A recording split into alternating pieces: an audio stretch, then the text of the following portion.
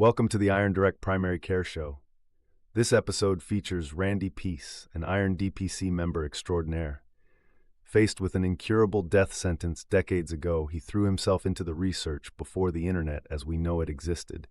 He had arcane research studies from Europe and Russia translated to learn how to help his mitochondrial disease and live. He has researched and experimented personally with more experimental peptides and anabolic steroids than any doctor or patient I know. I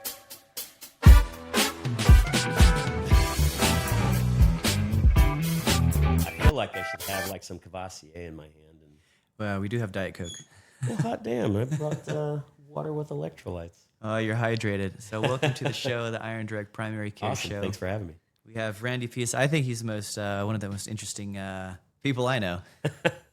Well, don't spread that rumor. See if you can bring the mic up. Yeah, You'll absolutely. hear. Okay. You don't How's hear that? yourself speaking in your head. Oh, I hear myself. Me too. How's that? Is that better for That's you? good. Awesome. Yeah, I was looking through your LinkedIn profile, and you've done when you see like security contracting, it's like a very vague term. Like, Well, yeah, because in 2004, 2005, a bunch of world governments got together and said that being called a mercenary was wrong and illegal. So they started calling all of us contractors, and everybody thought we were Bob the Builder. So I think they made it vague for a reason. You know, it's plausible deniability. I see. So, and it covers the gambit because you have contractors, you have, people that do building, plumbing, things like that. So, when you look at Afghanistan and Iraq, when we went in GWAT, we did bring in a lot of tradesmen, and they were all called contractors. And then you had security people, that prior military and first responders, stuff like that. And they were over there performing their jobs, and everybody got lumped into the same category. But, we pretty much experienced the whole event that we were involved with the same way. We saw the same things, but we had very different jobs. So So, what was your role over there? I wasn't in that, I was in Africa. Africa. That's Yeah. So, what we did was very, very different. We weren't a part of GWAT. Yeah. So, it's funny when I talk to guys, vets and stuff like that. We talk about the things that we did and the things we saw, and it's too starkly different.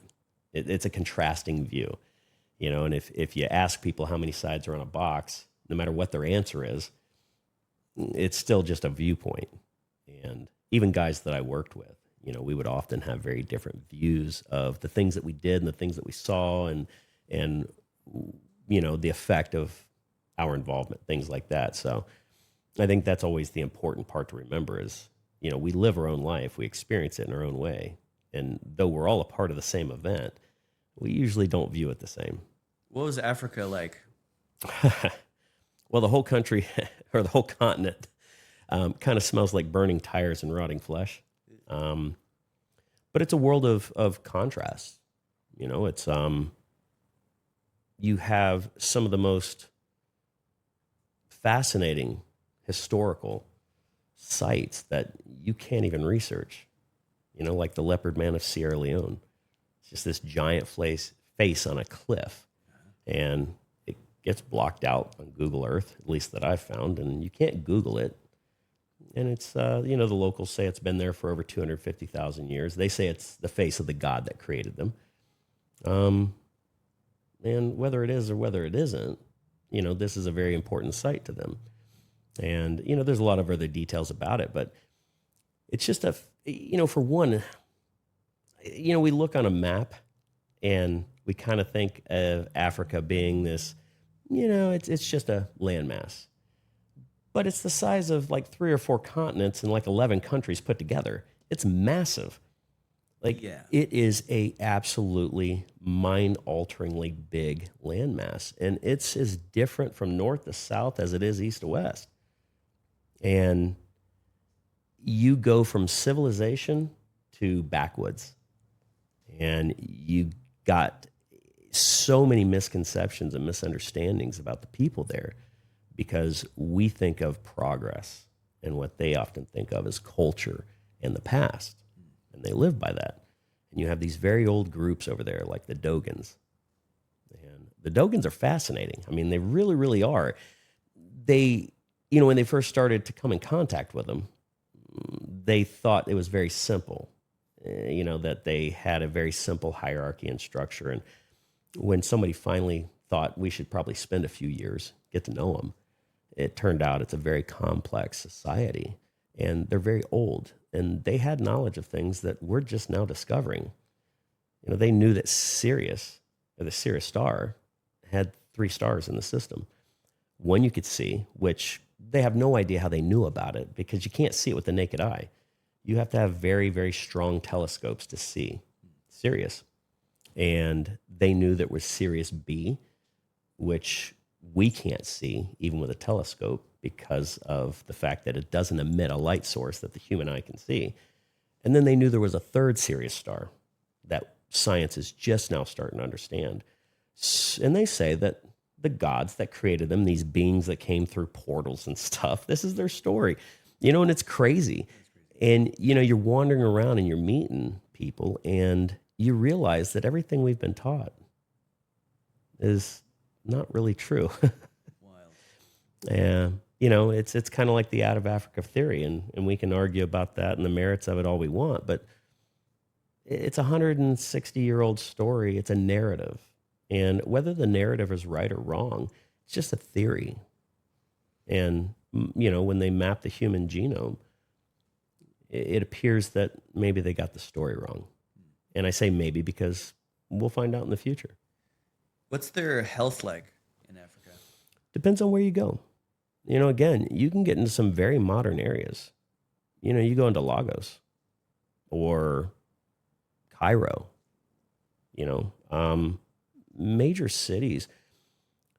I don't think that they view health quite the way that we do. And in fact, in most of Africa, health is forced upon them. They have forced vaccination drives. When you look at stuff like that, there's not any autonomy. There's no personal choice involved in a large portion of Africa. They're just forced into it. United Nations and in organizations that are part of them, they make these wide sweeping decisions. And sometimes they're not beneficial. And sometimes they get caught in some very, very strange situations, like sterilizing women. Really? Oh, yeah. I think it was mid-'80s, 85, 86, in Mexico. UNICEF got caught doing that the first time. And what they were doing is, and they did this in Africa 3 other times. They've been caught. There's ample articles and things that have been written on it and a lot of evidence. But what they were doing is they were taking tetanus, the tetanus vaccine, and lacing it with HCG. And then they were vaccinating these girls and these women with it. And so when they would get pregnant and HCG would rise in their system naturally, their body would say that, hey, we got tetanus, and they would cause auto-abortion. What? Oh, yeah. Yeah, absolutely.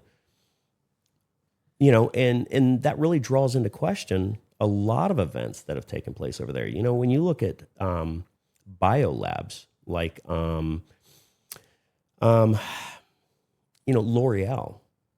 owns a couple biolabs in Africa. And the skincare, the hair product. Yeah, but L'Oreal it's much more expansive than just that. But a lot of the testing for experimental vaccines or biological weapons are done in Africa because, well, you don't want it in your own population. I mean, we kind of witnessed what happened with that, not too recently. Yeah.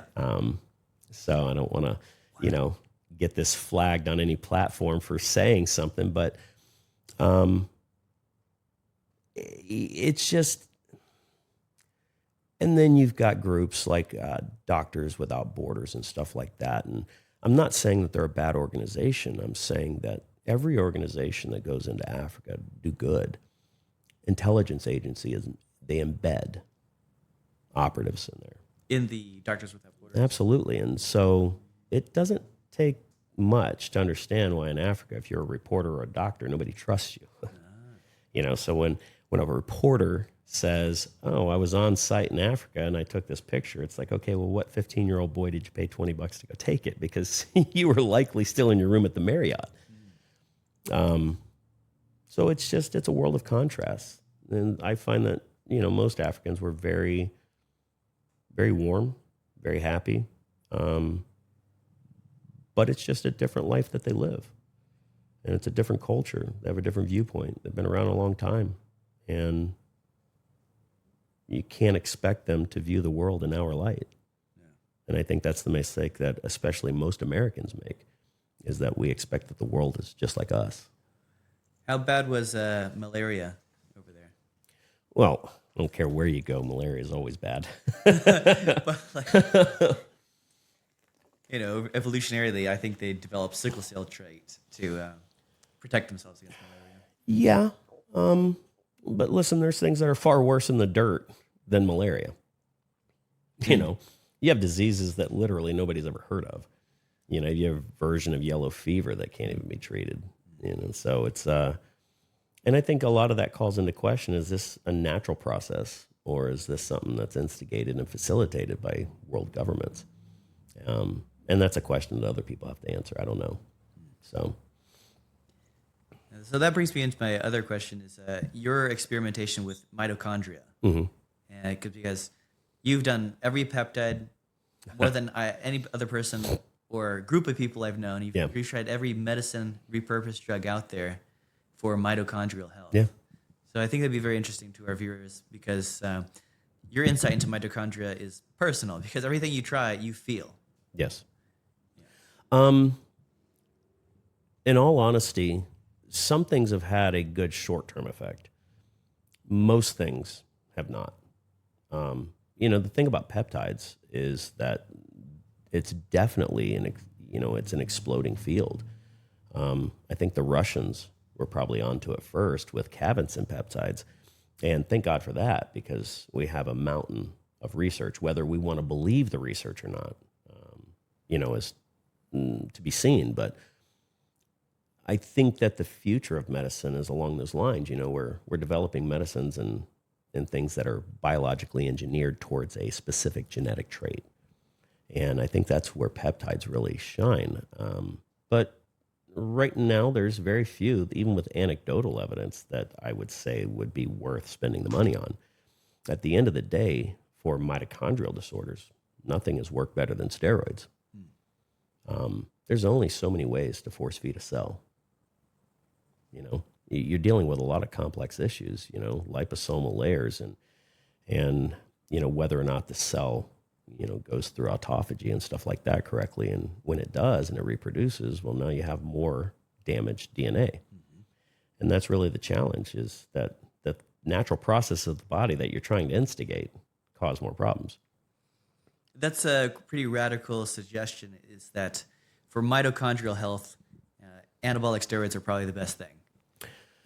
Yes, and I understand people's fears of it, but it's important to remember that we didn't really have much research on anabolic steroids in the U.S. before Clinton banned them.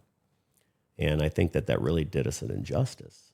I think that that's something that we're discovering. The things that we were always told about anabolic steroids, that it makes people aggressive or erratic, things like that, it really hasn't held true. And, we have a very large portion of society, both young and old, that have either experimented or are on long-term HRT and even recreational use. And we're not seeing an increase in aggressive behavior from people on steroids. No, it's usually the opposite. Those with low androgens, they usually have more erratic behavior, more. Well, absolutely. I mean, I think the problem that happens is, especially in science and medicine, is one, we take what somebody else tells us and we believe it, regardless of whether it's true or not. And two, we think that we can isolate certain things. We say that androgens are bad and they make us aggressive, ignoring the fact that androgens are a major process in the body and they facilitate other things. With androgens come feel-good drugs, dopamine, serotonin, norepinephrine. We don't get those with estrogen. And it's actually the reverse.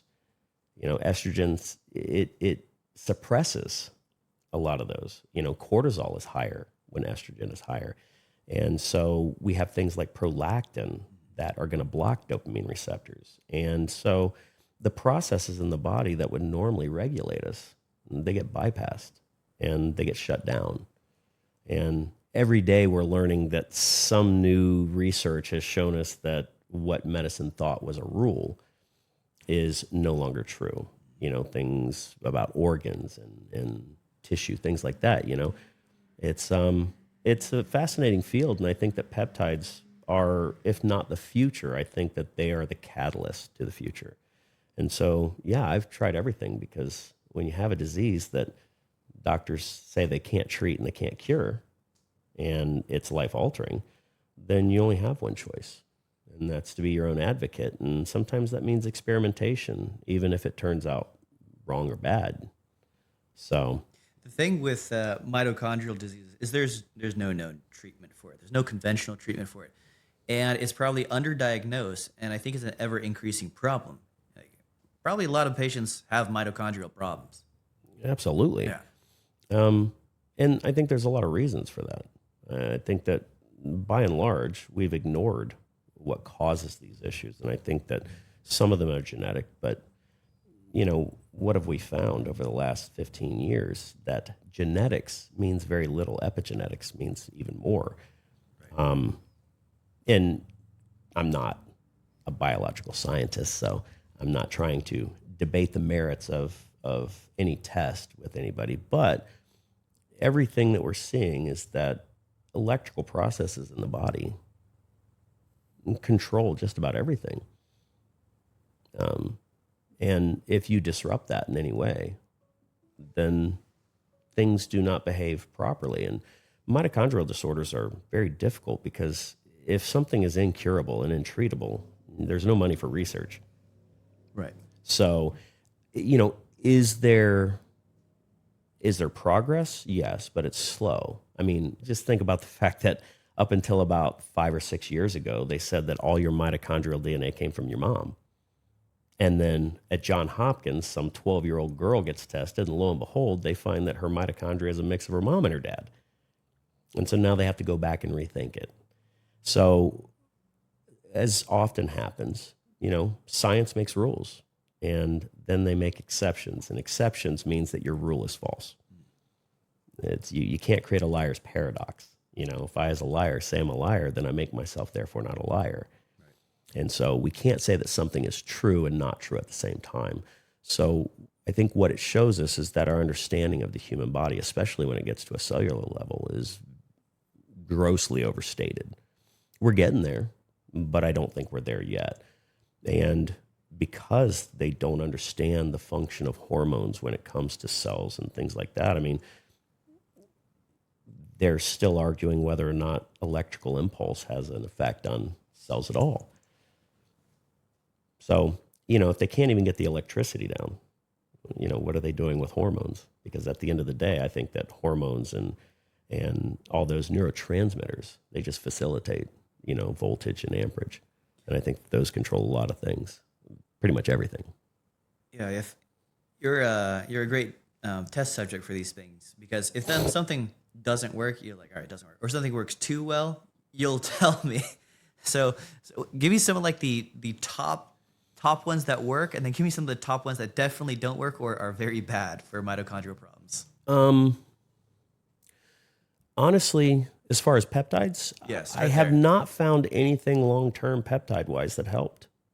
Placebo and nocebo really play in strong, and I think that that's important. I'm not here to say that peptides don't work. I'm here to say that you better believe they work. Because if you don't, you're wasting a lot of money. The only thing that I have found that helped with mitochondrial issues was steroids. It just force feeds. It creates an environment that your body wouldn't otherwise have in a natural state. Specifically, I think you liked the best was that test blend. Well, yes, but I have other reasons why I take testosterone. I got injured, right. About 20 years ago. But for mitochondrial issues in the beginning, I was doing some research when they sent me home from the Cleveland Clinic and told me to go plan a funeral. I had died 3 times from kidney failure because I'd suffered rhabdo. I'd lost 70 pounds in about 3.5 weeks. and it was clogging my kidneys. And so they shipped me up to Cleveland, and they ran a bunch of tests, and they came back and they said, well, congrats, we figured it out. And I went, great. And they said, nah, go home, plan a funeral. I was like, really? They're like, yeah, there's nothing we can do for it. Because it was a mitochondrial problem? They said that's mitochondrial myopathy. And I have a weird form of it. Normally it affects your peripherals or your internals. Mine affects both. And they said, that's it. What's that? They said, that's it. You just got to... Yeah. And they said, if your body doesn't correct itself, you're going to die from kidney failure. And they were right. You only get about 22 hours of not making urine before you die. So it's one of the things you absolutely have to have going for you. And so I went home, and that's what I did. I told my parents, I told my kids, and everybody told me I was out of my mind. And one day I woke up and I was right as rain. Turns out what had facilitated it and kind of what instigated the whole thing was they were trying to figure out if they could get my body to make testosterone again. And so they had put me on a bunch of different stuff, HCG, and they had upped my testosterone and stuff like that. And mind you, at that time, testosterone was mainly like creams and bioidenticals and stuff like that. And for everything that bioidenticals are, they're not great hormone replacements, unfortunately, for most people, at least from what I've found. And again, it's anecdotal. For me, it was horrible. All my body did with is make DHT and estrogen. Wow. So like TRT made you just estrogenic and DHT? Well, I mean, I had high testosterone levels, but my free was like 10. Okay.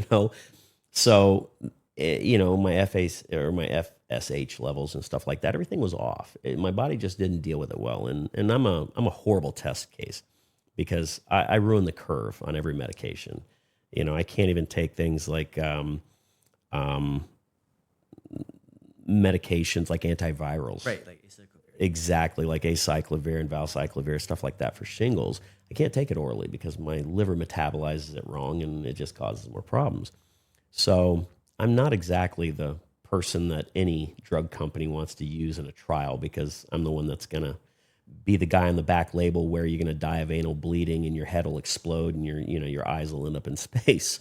But, on the same token, I respond very quickly to things that do work. And when they sent me home, I asked them, what should I take? And they said, well, take vitamins. I said, well, I came in here. You told me vitamins don't work. They went, yeah, well, it's not that they don't work. It's just, there's things that are better.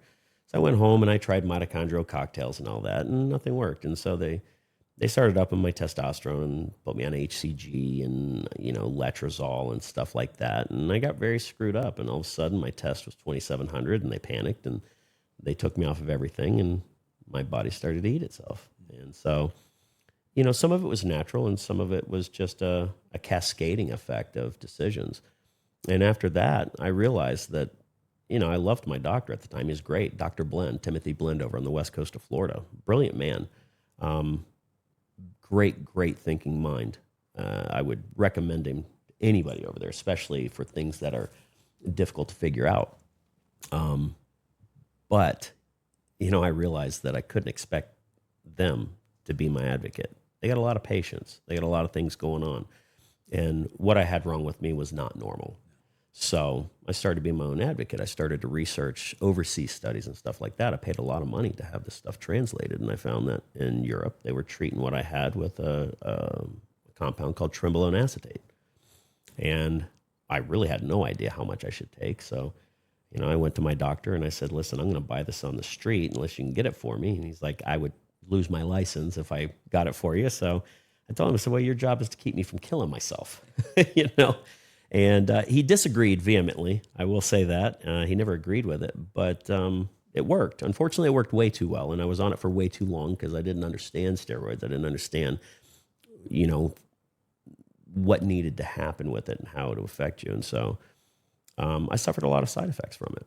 And along the way, I learned a lot about the body. I mean, I started to have to read medical journals and books and studies and things like that. I had to learn how the studies are done, what to look for, which ones are accurate, which ones might not be, things like that. And, along the way, I realized that trenbolone acetate wasn't my best choice. It was a little too destructive and had some serious side effects, dopamine and stuff like that. Right, and the dopamine problem. Yeah, and I was taking too much of it, but sometimes you accept, hey, this is what I have, this is what I'm doing, and most things are mental. You give in to things, you give in to the idea that only one thing can help you or that nothing can help you, and before you know it, that's the truth. And I think that's the challenge that everybody has is when you're taking something, hope does you no good. I like the way that Greeks look at hope. When you read the story of Pandora's box, we're always taught that Pandora opens it. But when you read the real story, it's not true. Prometheus, he's one of the only titans that the Olympians allowed to not be in Hades, locked up. And his name means forethought or to think ahead. And he gave mankind fire, stole it from the gods. His brother was named Epimetheus. And Epimetheus means to think back or to ponder the past. And so Epimetheus is the one that opened the box. And all these curses come flying out. She comes and she shuts the box and she opens to realize the only thing left in there is hope. And so she goes ahead and shakes the box out, and now the world suffers in hope. And, I find hope to be just like fear. They're just expectations of something that isn't present, but you really think is going to take place. And I don't think that hope really has a place when it comes to if you're going to try things. I think that you have to have a very open mind as to what the possibilities are. And you have to accept the consequences of your decisions, because whether you're taking Tylenol, which is probably the most toxic substance you can ever take, or you're taking ivermectin, which is probably one of the safest things you could ever take, you still have to come to grips with the fact that you're responsible for this. You don't get to blame somebody else. And I think that's the fear that most people have, is they're looking for something that somebody else endorses, because they're looking to be able to blame somebody in the end. And I think that with that comes that fear. And I think that's why largely things, even medications that we know should work, why they don't. Because, nocebo kicks in, and people are different too. They are. I think that, I think that, when you get into metaphysics and things like that, especially the Joe Dispenza end of the world, and I like a lot of his stuff. I can't say that I agree with everything, but I think mindset is a huge thing. I think it controls more than what we really give place to. And I really didn't know how much until my oldest son got cancer when he was a kid. And, it's crazy to watch how quickly kids will overcome a life-threatening illness, and adults don't. Yeah, they're resilient. They very much are. And I remember when he first started to go through it, one of the things they stressed to us was always stay positive, because kids will believe it. And I think that's why their success rate with cancer treatment in children is a lot higher than it is in adults, because as adults, we're pessimistic. We just don't believe that things are going to work the way they're supposed to, because that's what we're used to in life. Great. So you would put maybe Tren above Tylenol? It's like asking, would I like to be attacked by a lion or a wolf? I think neither. The teeth hurt, and I'd like to keep my flesh right where it is. I wouldn't recommend experimenting with a lot of the things that I did. It's just not beneficial. But when you're afraid and you're young or old, whatever it is, and there's no answers and nobody's giving you any,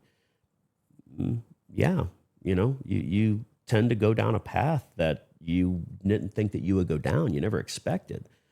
The hard part is there's, back then there was no forums. Nobody told you, hey, here's what I'm doing, or here's what's worked. And I think that that's what we have today. As much as I hate social media, and I'm not even really on it, I think that the internet and social media, things like that, and even doctors and the awareness, no different than this podcast, I think that we have avenues to learn from other people in ways that we didn't 20 years ago. You were translating Russian texts. Russian, French, German, Japanese, take your pick, and nothing translates exactly correct. So you're like, okay, well, what is this supposed to say? Because the grammar's weird. No, you didn't have Google Translate back then. Mm-mm. No, you were paying real people to translate arcane texts on anabolic steroids and peptides. Absolutely. That's wild. Well, it is, but the Europeans, they studied it for a long time. They still do. And, their results, their prognosis about things, their expectations are very different than ours. And I don't know why they decided to ban research on hormones and things like that in the US, but I think it set us back significantly in a lot of ways that now we're starting to discover that we really made a mistake. We need those things. We think of hormones to be testosterone and estrogen, but nobody really stops and looks at the fact that these all come from something else. And everything plays an intrinsic role. Don't have sodium? Well, sodium gateways don't open. Pain, pleasure, things like that. And all of these are hormones. They all come from the same place. They start the same place in our liver, cholesterol. And if you don't have testosterone, you probably don't have much oxytocin either. And if you don't have oxytocin, serotonin, dopamine, things like this is going to be dysregulated.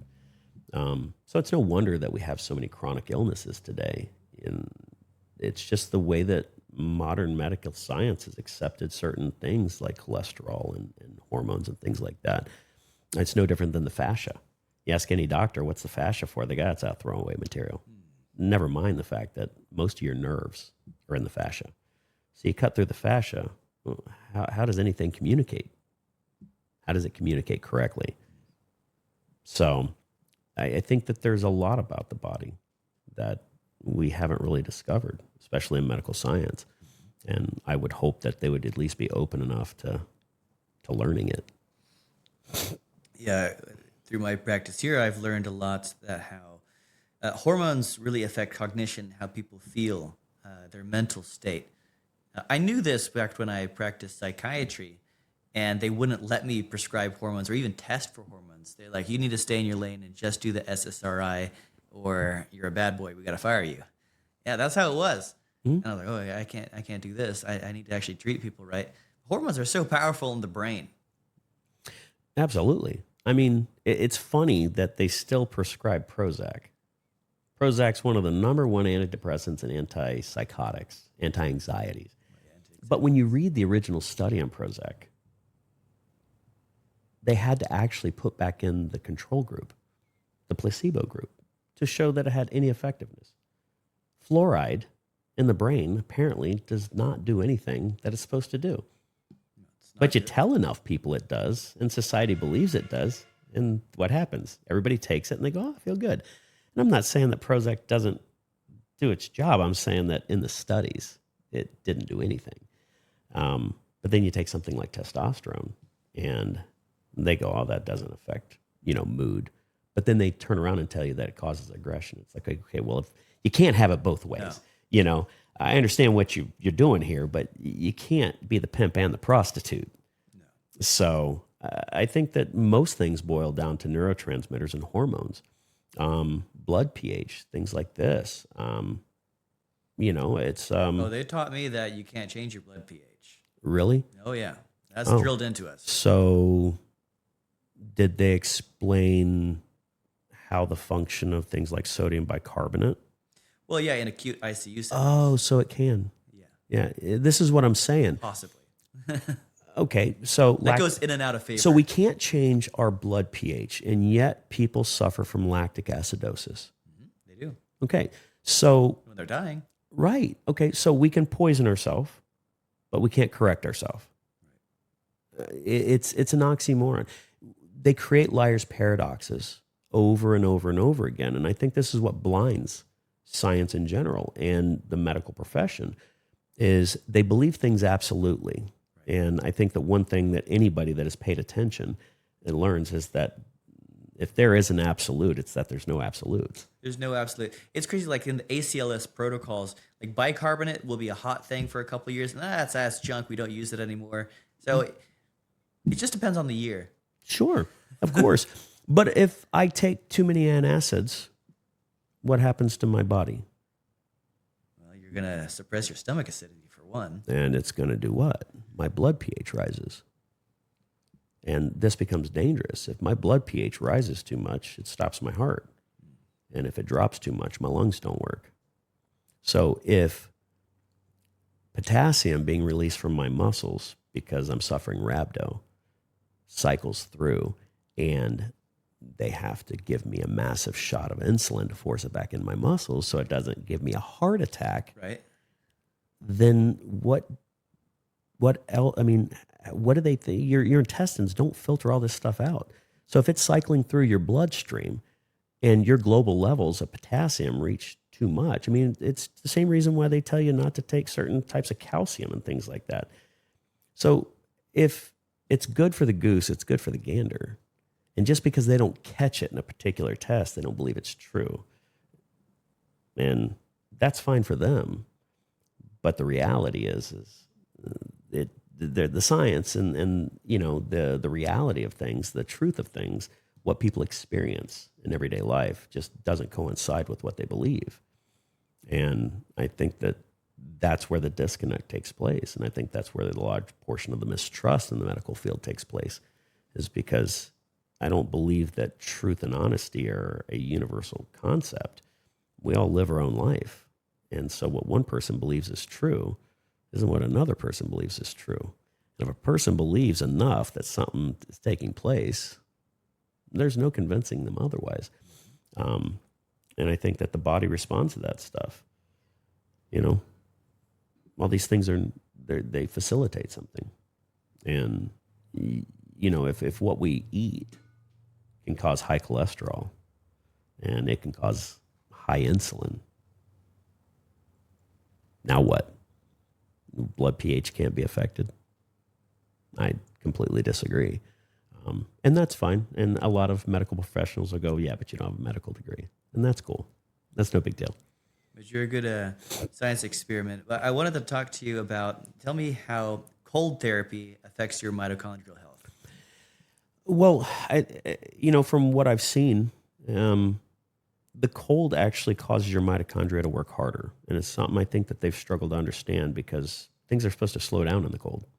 And, you know, they say that these electrons and stuff, they move through your blood and it moves this little turbine thing in your mitochondria. And this is what causes your mitochondria to produce adenosine triphosphate. So assuming that's true and I'm cold, well, what happens when you're cold? All your blood kind of centralizes in your organs. Mm-hmm. So if it increases mitochondrial activity in a way that we can feel, then that must mean that most of your mitochondrial function that's beneficial is in your organs. And I don't think we have any evidence of that. So I don't think that that's what takes place. I think that the body exists in a state of, I hate to say homeostasis, but we respond differently to stresses. And I think this is why black swan events cause such dramatic change so quickly. And I think this takes place in the body as well. We have an adrenal response because it's fight or flight. There's no growth when things are calm. And it's the extremes on either end that force us to move. And I think that the functions that take place when we're in extreme environments like cold, though we don't quite understand it, I think that that is what triggers an increase in ATP, because ATP it doesn't have anything to do with your muscles contracting. Calcium allows your muscles to contract. ATP allows you to release, which is why you only have 3 seconds of it. So it is, you know, the cells use it for aspiration as well.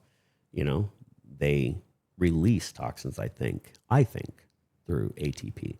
And so no different than walking or learning. When something becomes old hat, we use very little of our energy. And I think that that's why when we introduce such high stressors like cold, I think that's why our body kicks in, because it suddenly has to, well, give a shit, you know, and, you know, we see other processes take place. The body starts to defend itself. So if the body's producing more adenosine triphosphate during a time that it thinks it might be dying, then this has to have something to do with heat regulation. And heat regulation is apparently a very important part of cellular function. But I also, more than heat, I think it has to do with electrical function. Mm-hmm, yeah. You know, cells operate at voltage and amperage. Right. And this is I think, how cells distinguish each other, because cells look alike. Heart cell doesn't look any different than a stomach cell, but they all function together. And the only way they could do that is to communicate. And the way that things communicate is, we think verbal, but verbal is nothing more than vibration, and electrical impulse, things like that, produce the same thing through magnetic fields and dielectric potential states and things like that. So I think that the truth about it and how it does and how it affects me and most people is that first the body goes into a state of almost semi-shock.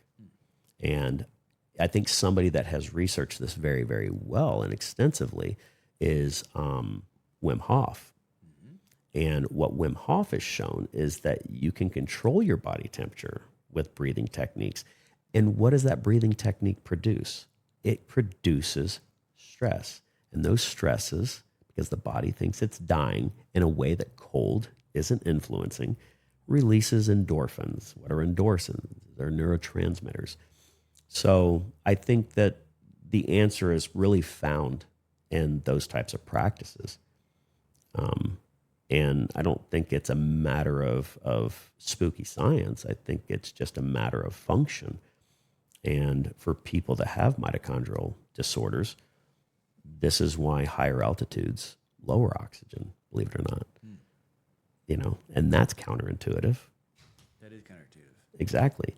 But people with mitochondrial dysfunction, they function better at higher altitudes in cooler climates.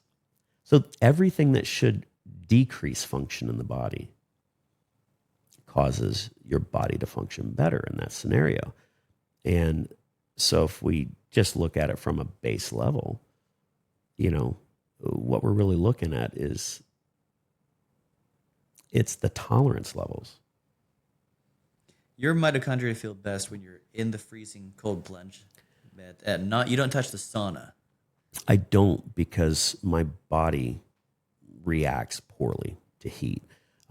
You're telling me about how the mitochondria, you feel like your mitochondria are overheating. And so they do best when you freeze them. Your mitochondria function better. Mitochondrial function slows down when it's hot. This is why you get fatigued when you're working out. I mean, just research some of the new stuff that's coming out with fighters and bodybuilders, in between sets. And I've tinkered with this, and it does work. I wouldn't say that it works as well as maybe what they report. But, I mean, I kickboxed for 15 years. We didn't do anything like this, but I wish they had. But putting your hands or your feet in cold water between sets or between rounds, you have no capillaries in your hands or feet, so it's pure heat transfer. So when I saw Djokovic doing that in one of the recent tournaments. He had these cold gloves he put his hands in. Yeah, you pay a lot of money for them. And increases mitochondrial function. So why? Why does this stuff work? Why does something that is counterintuitive produce the desired result? Well, because it's not counterintuitive. We just don't understand it. And it's why we may see a particular behavior in something. And, when cells heat up, when stress is high, what does our body do? It wants to function less. And we have the opposite response in cold because we need to maintain our body heat. We are trying to preserve vital function. So I think this really exposes what the mitochondria is really there for, and why we have adenosine triphosphate. It's got more to do with vital functions in organs than it does for muscle. Okay. Your muscles will work fine just on sugar. You may not be a professional bodybuilder, but a lot of people with mitochondrial dysfunction are in endurance sport. So you see a lot of cyclists and long distance runners with mitochondrial dysfunction because ATP is really not what they're using. They load up on carbohydrates. You're not an endurance person, though. You're more of a bodybuilder type. I'm built for comfort, not for speed. Thank you. Comfort. That's right. No, I mean, years back when I was younger, sure. Yeah. But as time has gone on, definitely not. I mean, I'm almost 50 now. I barely want to, chase a beer to the refrigerator. But no. Do you feel any different with something like creatine, that ATP product? Ironically, only in mental, only when it comes to the way my brain functions. I notice a lot less arrhythmia issues when I take creatine as well. I find that beta alanine does more for me in working out than creatine does. All right. And that's one that a lot of people don't use anymore. I don't like the way it feels. Tingles you. Well, yeah. You know, you get this vesticulation and everything and it feels kind of funky. Right. Yeah.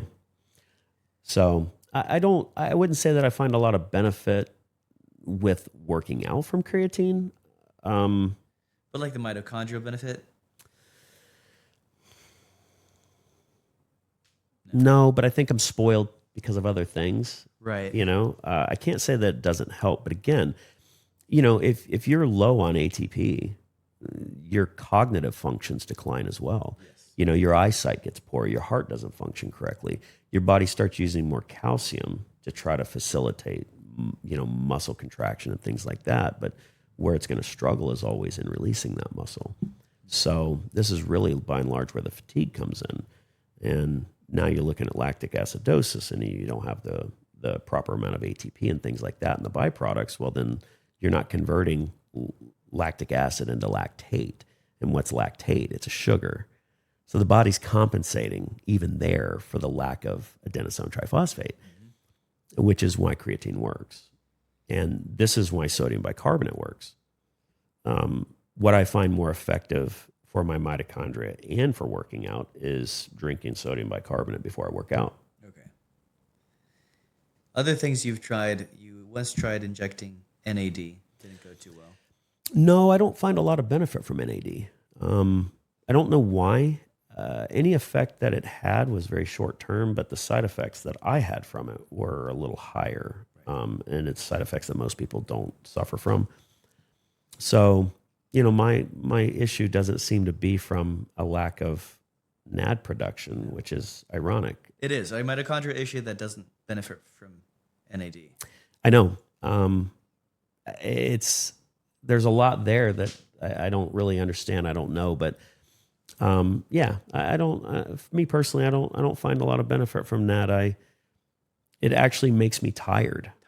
Yeah, and I think that there's reasons for that. I think that especially with having disorders like I have, you know, I also have acute intermittent porphyria.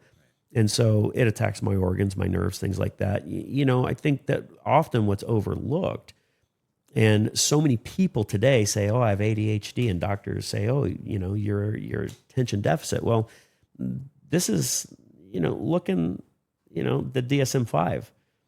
Every symptom of ADHD is just a symptom of depression. And, they overlap. Well, absolutely.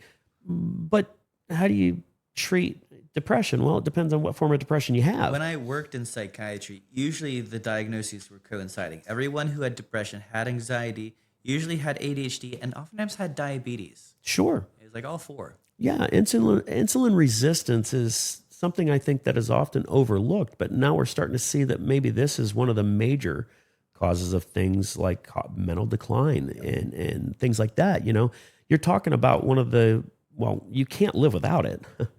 You know, so if insulin is the strongest hormone you're ever going to find, and it is absolutely essential to maintaining life in your body, well, this must be a pretty damn important hormone. And it's going to be intrinsic to almost everything. You know, they still can't tell you why nutrients are distributed the way they are. Getting nutrients intracellular seems to be a challenge for people. I keep on doing these tests, these cellular nutrient tests. A lot of people have low cellular nutrients. They may take a vitamin, they have high serum, but it's not getting intracellular. Yeah. A lot of these people also have leaky gut syndrome. You can test their gliadin antibodies, their zonulin antibodies. These people typically have leaky gut problems. So if the CNS obeys the brain, then why would we expect anything different from the cells in the body if the gut isn't working correctly? Right. I think that, you know, they keep saying that the gut is the brain of the body. So why do they forget that when they're trying to figure out why things don't work correctly? Well, we're taught in a systems-based method. So, I had a couple of weeks of neurology, and it was completely separate from gastroenterology, and they didn't speak to one another. But that's why we do functional medicine here. I understand. I'm just saying, sometimes you start with what you know and what you have, and you work forward or backwards from there. Far too often, I think we assume an outcome. You test something, you do something to try to prove something. It's no different than somebody that's jealous. If my girlfriend's jealous of me and she thinks that I'm cheating, what is she going to do? Is she going to try to disprove herself? No. She's going to search for a reason to believe it. And I think that this is what happens in medicine and science in general. I mean, like I said, the out of Africa theory, it was a great theory for 150 years. Oops, until science disproved itself. And you still have a lot of scientists that believe in it, even though all the evidence points otherwise.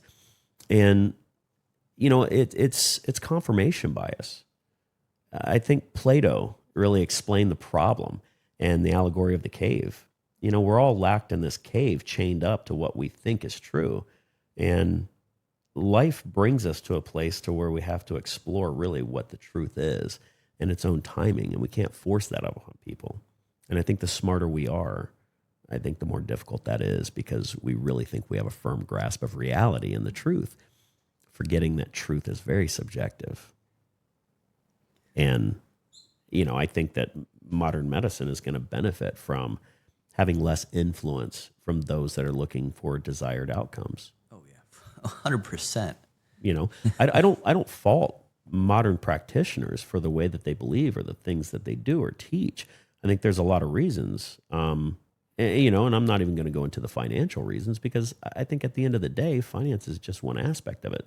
But as long as the data that's being used is funded by people that have a desired outcome, you're always going to end up with a skewed data set and a skewed outcome. But the problem, and I argue with my colleagues all the time about this, is they're like, well, for example, I saw this study, this antihistamine spray up the nose was shown to decrease COVID via PCR by a certain percentage. I was like, okay, well, what about intranasal dilute providone iodine? I've been using that throughout the pandemic. And what they told me? Said, well, where's the RCT on that one? I'm like, do you need an RCT to wipe your butt? Like, yeah, I think that's a comical subject by and large, because the world panics over the seasonal flu.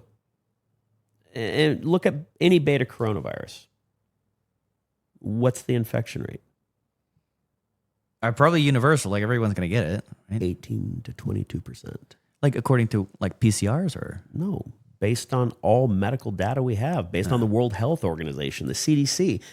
It's less than 25% of the population is even susceptible to beta coronaviruses. Oh, yeah. Susceptible and testing positive is different. This is my point. Issue. In a PCR test, the guy that created the PCR test, this is not an accurate marker to determine whether or not somebody has any beta coronavirus. You just run the cycles enough, you'll get a positive. Well, exactly. And we can do this with anything. Right. And I think that that's where the problem comes in. When we're looking for a positive result, we're going to keep doing things that give us what we want.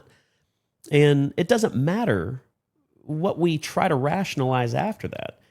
Is if you're using flawed methods to get to the desired outcome, then we're just, it becomes if the moon was made of cheese argument. We can all agree that the moon is not made of cheese, but we can all argue about what flavor it would be if it was. And that's what happens with things like PCR tests and beta coronaviruses after the fact. Everybody's just arguing about what it could be. Well, what about this?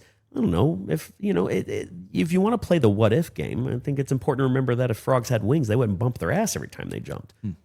It's non-productive. Now you're having a hypothetical conversation about something that you can't prove is actually taking place. So is this really the most productive means to treatment? And I think that's what's by and large been lost in modern medicine, which I think that they're trying to regain, especially people like you, is what's more important? Whether or not the PCR is correct, or can we restore people to healthy function? Right. That's what matters to me. Well, exactly. So we can all sit around and argue about the details of something, but the details may not be what matters. How do we get somebody back to whole? But my colleagues hate that. They call that anecdotal. And I say that because placebo and nocebo control everything, everything is anecdotal. If placebo is true and nocebo is true, then there is no such thing as scientific data. Right. Okay. So, they can, at the end of the day, it's no different than somebody crying racism. There is racism.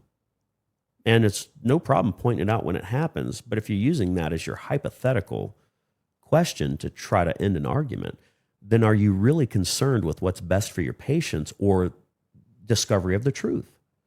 And I would say no. What you're trying to do is you're trying to win an argument. And winning an argument doesn't solve the problem. The biggest problem I think that we have in the world today, I mean, you look at the crap that's going on, is people don't want to be wrong. They're afraid to be wrong. They're horrified of it. And it really hurts when you have a very expensive education and then you're like, oh man, a lot of what I learned was wrong. Yeah, but this is supposed to be the basis of the scientific method.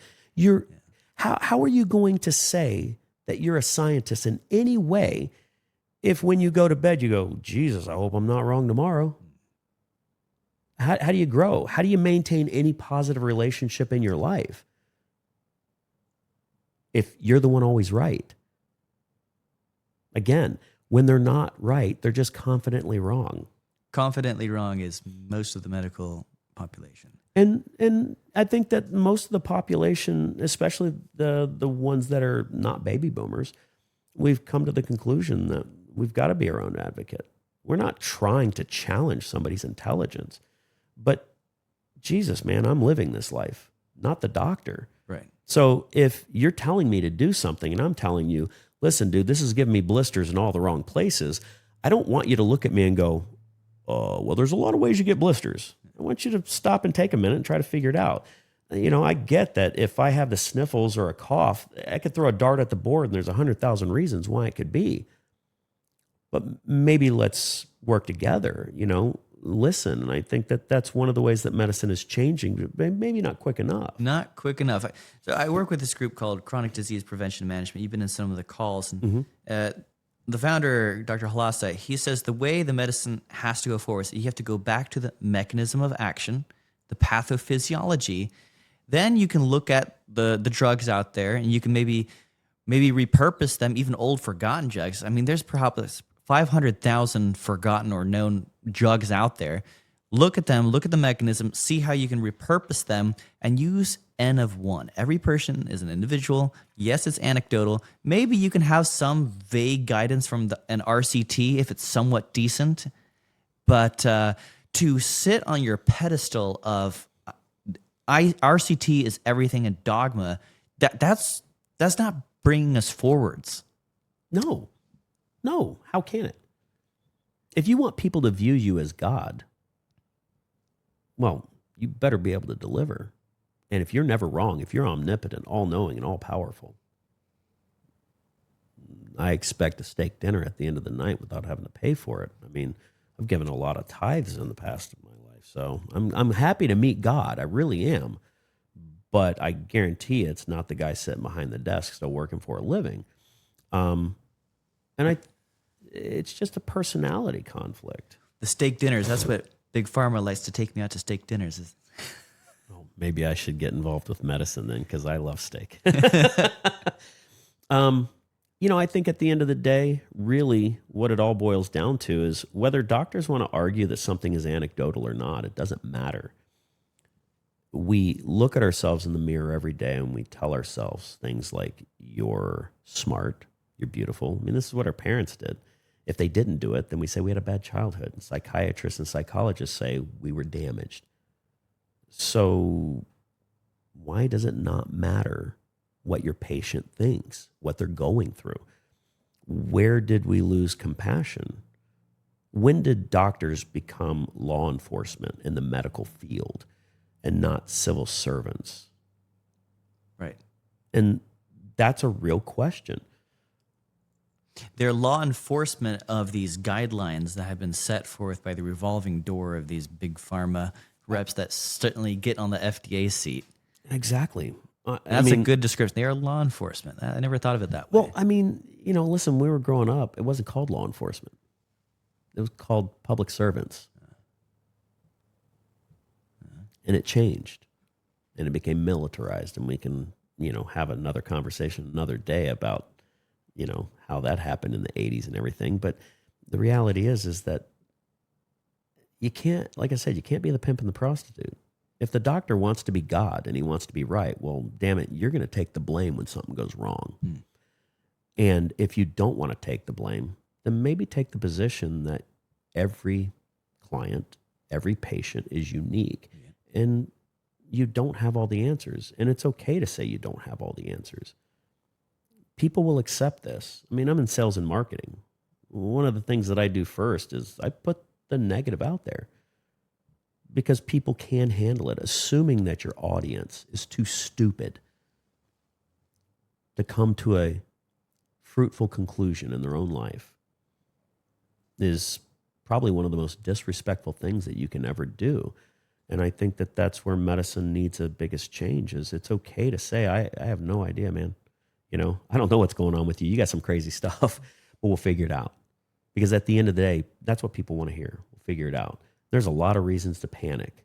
I've buried a child. I had another one go through cancer. I've died a couple times myself. There's a lot of reasons in life to panic. But at the end of the day, that panic's going to end. And people just want to know that they have an advocate on their side that's going to help them figure out a path forward, no matter how short or how long it is. Nobody wants to be surprised by the nonsense of, oopsie poopsie, we were wrong. Hey, you got cancer. Oh, what can we do? We're going to give you some poison, and it should do the trick. Oh, really? Yeah, but not forever. You're going to get post-secondary cancer. And you might not make it through this. I mean, we really don't have a cure rate for these cancers except for prostate and breast. But, I mean, don't listen to medical research when it tells you that 72% of the times those sort themselves out anyway. Really? Yeah. What do you mean, sort themselves out? Prostate cancer and breast cancer in testing. Now, I used to know the head of Florida Cancer Institute, and he was the one that, told me this stuff. And whether he was right or wrong, when you look at it, there's no cure rate for cancers. There's not. You get treated for cancer, what are you going to die from? Post-secondary cancer. What's that, post-secondary? It's a cancer that's caused by the treatment. But when you look at cancer treatment, that's the original Botox, man. If a bottle of methotrexate costs you $10,000, and the first dose you give your patient is $12,800, the rest is pure profit. Right. And there is no real cure rate for cancer based on the medical data. People don't live a long time. There's only two types of cancer that they really announce any type of cure rate on. It's prostate and breast. But like I said, I mean, and this guy had told me that but those are surgical resection. That's surgery. Sure. And it doesn't resolve.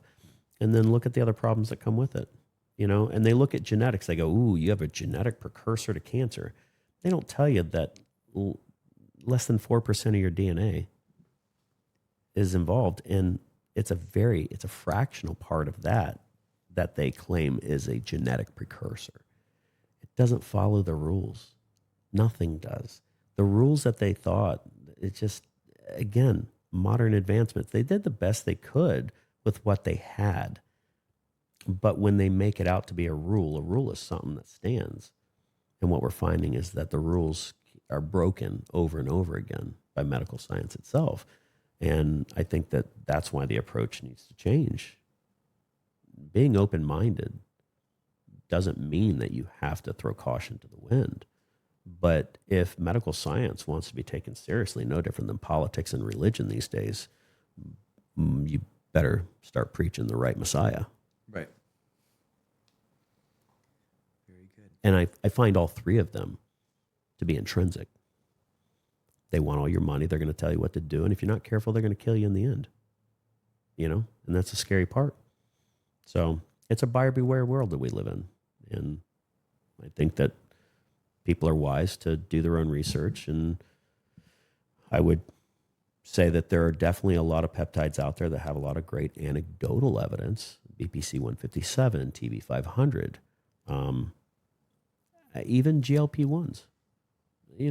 There's a lot of results that come out of it. Great results. And just because the manufacturer in their short testing said this is what we see, doesn't mean that that's universal. I mean, that's a small cross section. There's 7 or 8 billion people in the world. We find out long term when there's enough people using it. So do your research. Do your research, find minimum effective dose. Absolutely. Go slow. I would say that I would say. that's definitely, I mean, we definitely know certain ones that don't have really any noticeable side effects. And I would say with those, listen, man, hit the gas. But when there's other ones that we don't really have any human data on, I think I would wait a little bit. Yeah. Let other people use themselves as guinea pigs. And that's really, by and large, what the bodybuilding world is good for. Mm-hmm. If you see a lot of them dropping dead from intestinal or tumors, I would say that's probably not the drug you want to use. Right. So, Yeah. I love bodybuilders. Hopefully I'll get some more on the show. They always teach me something new. They're always trying something new.